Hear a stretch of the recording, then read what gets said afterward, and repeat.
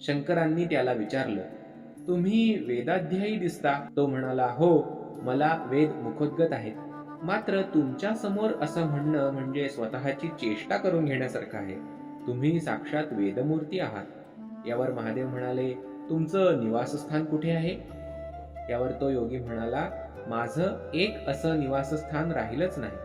ही पृथ्वी हेच माझं निवासस्थान. पार्वती म्हणाली, तुमच्यासारख्या वेदविद्या पारंगत व्यक्तीची भेट होणं हे माझं भाग्यच आहे.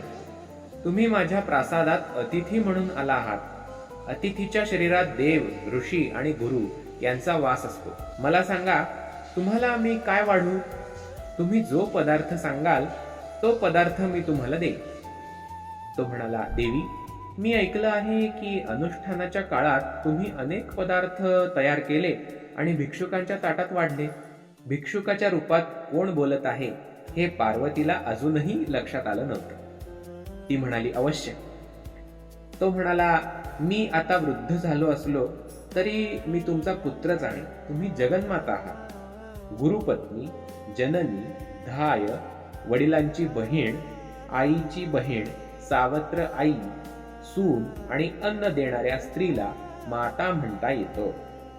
त्या दृष्टीनेही तुम्ही मला मातेच्या जागीच आहात. ती म्हणाली, मी शक्य तितक्या लवकर उत्तमोत्तम पदार्थांनी भरलेलं ताट तुमच्या समोर नक्की आणते. असं म्हणून पार्वती उठून उभी राहिली. ती स्वयंपाकघराकडे जाणार तेवढ्यात भिक्षुकाने तिला थांबवलं. पार्वतीने त्यांच्याकडे पाहिलं, पण ते पुढे काही बोलतच नव्हते. ती म्हणाली, अहो, संकोच करू नका, बोला. तुम्ही संकोच करू नका म्हटलं म्हणून सांगतो. मला दूध, ऊस, गूळ, तूप, दही, शिजवलेला भात, गुळात मिसळलेलं तीळ, पुरी, पिकलेली फळं, सुगंधित आणि अत्यंत सुंदर सुपारीची पानं हे सगळं हवं आहे. हे खाल्ल्यानं माझं पोट भरेल. भिक्षुकाने सांगितलेली ती यादी ऐकून महादेवांनी स्मित केलं. कारण भिक्षुकाच्या रूपात भगवान विष्णू आपल्या प्रासादात आले आहेत हे त्यांनी लगेच ओळखलं होतं.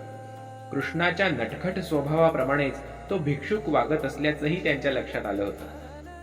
पार्वतीने मात्र त्यांना अजून काही ओळखलं नव्हतं. भिक्षुक अशा अपेक्षा सांगत नाही किंवा विशिष्ट पदार्थांची काही मागणी करत नाही हे तिच्या लक्षातच आलं नाही. त्यामुळे मनात शंका येण्याचा प्रश्नच नव्हता. ती तशीच स्वयंपाकघरात गेली. मला भेटण्यासाठी काही गण आले आहेत असं दिसतं, मी त्यांना भेटून येतो, असं म्हणून भगवान शंकरही प्रासादाबाहेर गेले. भिक्षुकाच्या वेशातले भगवान विष्णू एकटेच प्रासादात बसले होते. काही क्षणांनी महादेवही परतले. पार्वतीही भरलेलं ताट घेऊन आली. भिक्षुकाने भोजनाचा मनसोक्त आस्वाद घेतला.